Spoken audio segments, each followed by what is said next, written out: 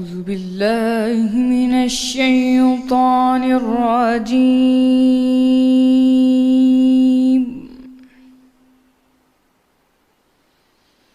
بسم الله الرحمن الرحيم.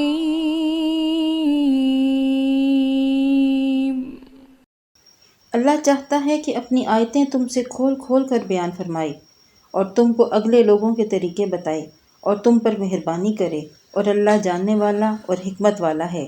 اور اللہ تو چاہتا ہے کہ تم پر مہربانی کرے، اور جو لوگ اپنی خواہشوں کے پیچھے چلتے ہیں وہ چاہتے ہیں کہ تم سیدھے راستے سے بھٹک کر دور جا پڑو۔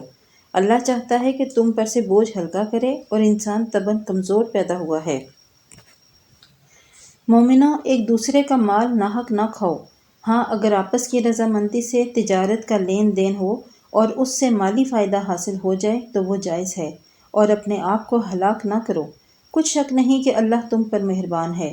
اور جو تعدی اور ظلم یعنی ظلم و زیادتی سے ایسا کرے گا، ہم اس کو عنقریب جہنم میں داخل کریں گے، اور یہ اللہ کو آسان ہے۔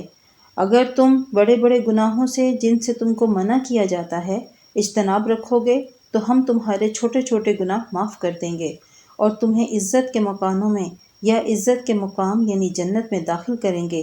اور جس چیز میں اللہ نے تم میں سے بعض کو بعض پر فضیلت دی ہے اس کی ہوس مت کرو۔ مردوں کو ان کاموں کا ثواب ہے جو انہوں نے کیے، اور عورتوں کو ان کاموں کا ثواب ہے جو انہوں نے کیے، اور اللہ سے اس کا فضل و کرم مانگتے رہو۔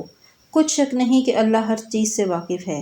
اور جو مال ماں باپ اور رشتہ دار چھوڑ مرے تو حقداروں میں تقسیم کر دو کہ ہم نے ہر ایک کے حقدار مقرر کر دیے ہیں، اور جن لوگوں سے تم عہد کر چکے ہو ان کو بھی ان کا حصہ دو۔